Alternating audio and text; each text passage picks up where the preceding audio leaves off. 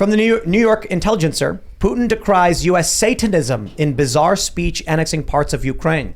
Did you guys see this? Putin said, it was kind of crazy. He said that the West was satanic. And he said that they're doing gender experiments on children or something to that effect. I mean, he gave a 37-minute speech in the middle of Moscow, huge crowds, and he said that the West is, quote, sheer Satanism, and it's turning away from moral norms and religious values while offering children sex change operations. So is he wrong? He's not wrong, but he's not an angel himself. I know. Right? He brought up a good point. Let's be honest, and I think he's not wrong in some of these instances. But again, that doesn't make him the good guy here. Right. I think it's like, it reminds me of that. I think something Jack told me about RT, or how he described RT, is like RT tells the truth about us and lies about Russia, whereas our media lies about us and might tell the truth about Russia. Right. So it's like you listen to Russia talk about our problems and you're like, yeah, that's actually a fairly accurate description of how our government is behaving. You gotta watch RT if you want to learn about what's going on with protests and activism. This is the funny thing about how they destroyed the lives of all these RT reporters and personalities. Yeah. Back when was this? It was like a couple years ago. I think it was. Not so 2017 or something is when they started hammering RT. I think it was 2018 maybe. No, it was recently. Like Lee Camp, for instance. Yeah. We've known him for a long time, and like he's not a Russian agent. He's like a regular American dude, and he's like left leaning. But they banned his podcast, which was unrelated to RT, simply because he worked for RT. Chris Hedges too, another very famous journalist, again on the left, also banned and labeled Russian propaganda. Abby Martin got it hard.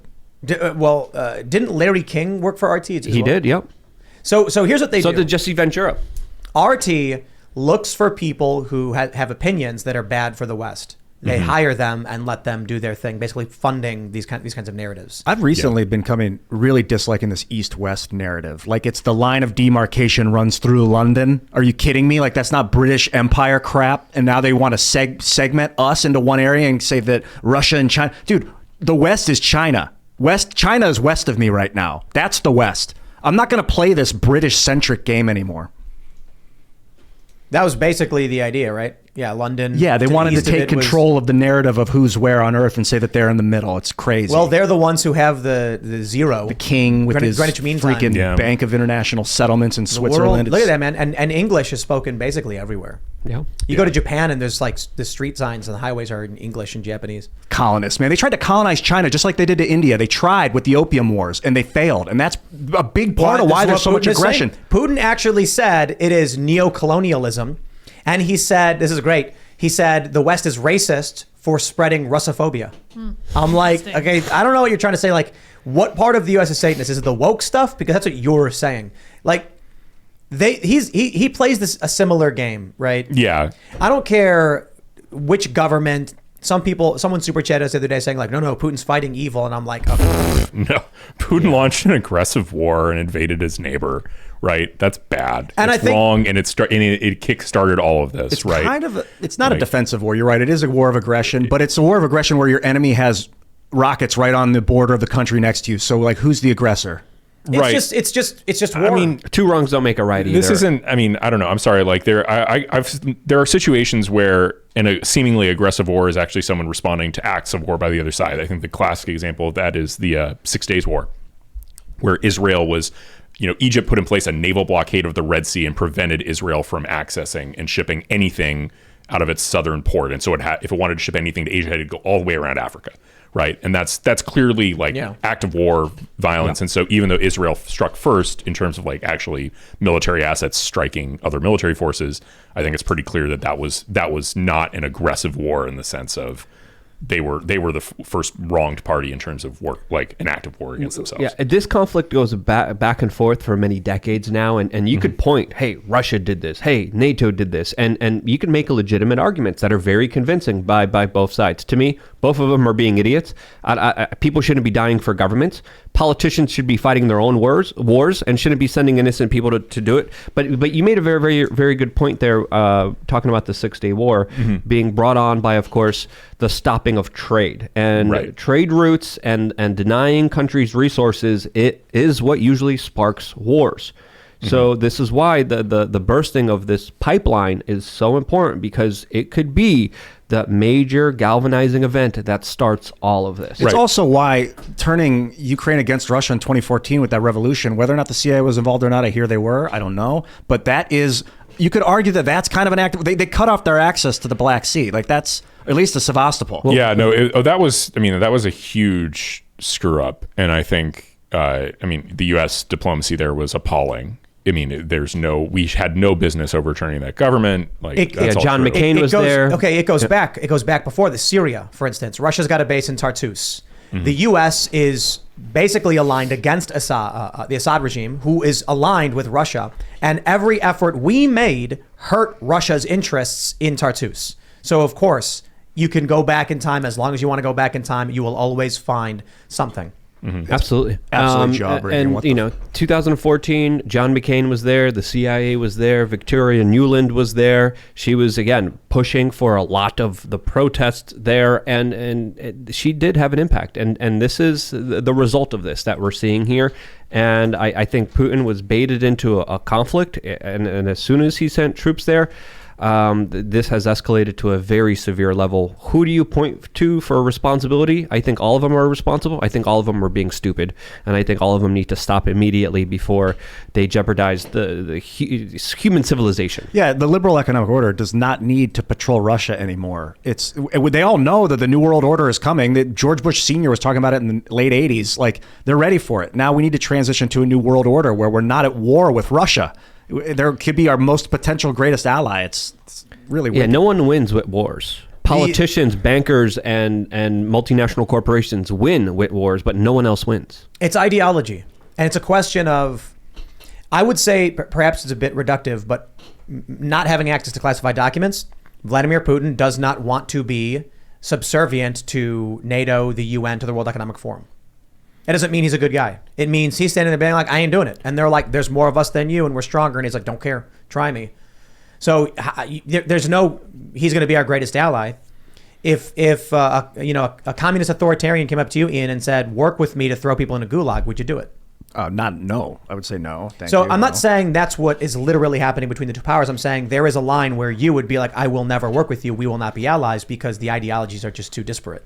Yeah, it would be, I don't want to adhere to the World Economic Forum's laws and sanctions and give corporations the ability to sue American taxpayers if we don't buy their products. Like, that's what the TPP, Trans-Pacific Partnership, wanted with their investor state dispute settlement clause that got Trump, thank God, overturned. I don't want that stuff either. I don't think Putin wants that crap. I agree. I think so. So we need to build something better, but we're not going to do it if we're at war. But see, Russia is doing something similar when they're trying to build up the Russian Trade Federation. There's been, I guess maybe it's a bit hyperbolic to say, but Putin just said today, I guess it's maybe, I don't know what the time zone is, that the fall of the Soviet Union was terrible and the leaders left all the people to just fend for themselves. He has consistently expressed dismay at the fall of the Soviet Union.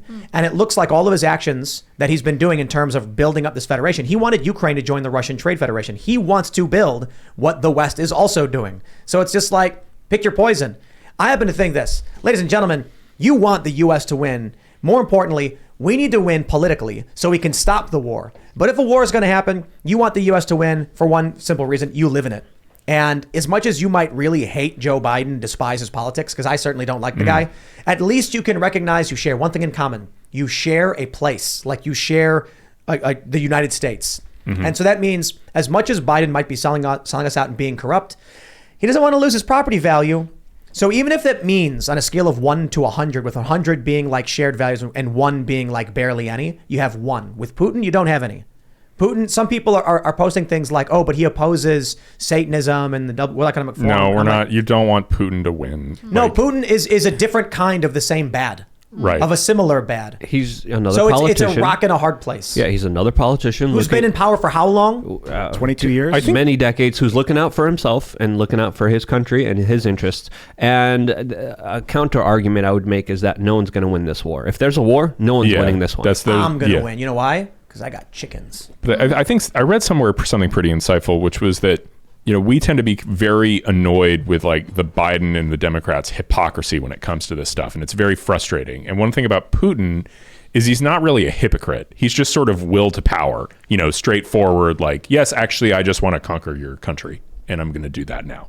Rather than sort of like, mixing messages. Machinations. And so like, there's a tendency for us being super frustrated with how ridiculous the Democrats' rationalizations can be, that we're just like, oh, breath of fresh air, somebody who just says what he wants. But you have to realize like, no, that's actually, you know, that's very, very evil and wrong. Right, like to have this will to power style of Putin and just trying to conquer your neighbors. Well, that's what almost every politician is, essentially, if you kind of go down to the bare minimum of it. And Putin does release a lot of, disinformation, a lot of propaganda. He does like to confuse people. Mm-hmm. He does, use a lot of different tactics that the West doesn't usually deploy. And I remember seeing, I forgot which documentary this was, but it was describing his strategy of financing his opponents, of creating confusion, of creating a situation where you weren't able to fully understand the larger political ramifications of it. But while everyone is confused and debating, he gets all the power himself. Mm-hmm. I forgot the documentary that perfectly described this kind of larger psychological trick that politicians play on the people. I'm going to try to remember it as much as I can. That's one. That's what politicians always do. How do you know a politician's lying? His mouth is moving. His mouth is moving, exactly. Wait. Their mouth is moving. That's right. Politicians can't be ladies. I don't like that. His mouth is moving. Yeah, politicians aren't people. I don't like that Vladimir's been in power for 22 years. That really upsets me, because I think the point of the Russian Federation was they were creating some sort of democratic republic. I don't know if they consider themselves a republic, if it's just a federation at this point, whatever that means. But he stepped out and he was gone for a little while, and they said his lackey was running the show while he was behind the scenes. But then it's like he came back, and at that time I was like, well, I think what he's doing is he's afraid that the liberal economic order, the military war machine, is going to take over the world, and he wants to make sure that it doesn't happen on his watch. And until he's comfortable that the United States is the good guys again, he's going to be there protecting Russia. But that doesn't justify wars of aggression. I don't justify that stuff. Yeah. But and maybe it's still, that is his methodology. Like, if I let someone come into power, they're going to be weaker than me. They're going to capitulate. And I can't let that happen. Hyper-normalization is the term that I was looking for that describes what I was just saying. It was a part of a BBC documentary from 2016. And there's a small clip of it that is absolutely fascinating and explains what Putin kind of mastered, but I think is also being practiced here in the West as well, that I think a lot of people should understand. This larger trickery, these larger psychological tricks played on by politicians against the people.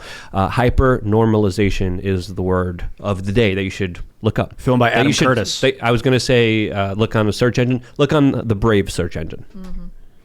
Since the 1970s, given up on complex real world and built a smaller fake world run by corporations and kept stable by politicians. That's the impetus of the 2016 BBC documentary Hyper-Normalization. And that runs parallel with like the insurance agencies that are attempting to take over the world medically and control doctors' 7 minutes that they get to spend with their patients. Instead of the old doctor-patient relationship, you got pharmaceutical companies and insurance agencies trying to run things. I just love how we have commercials where it's like, is Florbostrone right for you? Call your doctor. And I'm like, no. May cause death. Like, why would I call my doctor and be like, I saw a random ad for a drug. I have no idea what it does, but they looked happy on the commercial. Yeah. It's like, I don't know. Yeah. And then they're friends with the insurance salesman rep. And then if they like the rep, they sell the rep's drug. I think it was Lunesta.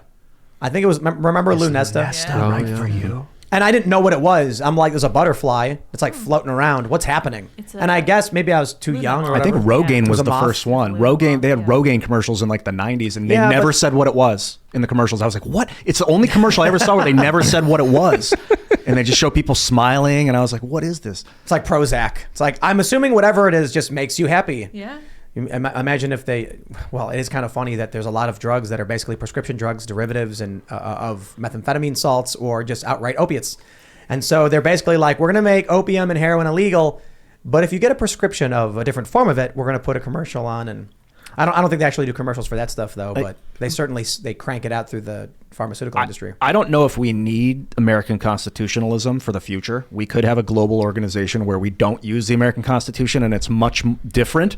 It terrifies me to think that a corporation would implement its function onto top-down governance, and you'd have like, World Economic Forum and Pfizer and Johnson & Johnson and, Boeing running everyone's lives. That's like, I don't like that. Thanks for checking out this segment from the Timcast IRL podcast. But if you want to check out the full show live, tune in Monday through Friday at 8 p.m. And if you want more special access content, head over to timcast.com and become a member. Your membership helps sustain this company, keep our journalists employed, makes this show happen, and you will get access to exclusive members-only segments of the Timcast IRL podcast, and there's a massive library to check out. So again, go to timcast.com or tune in Monday through Friday at 8 p.m., and we'll see you all there.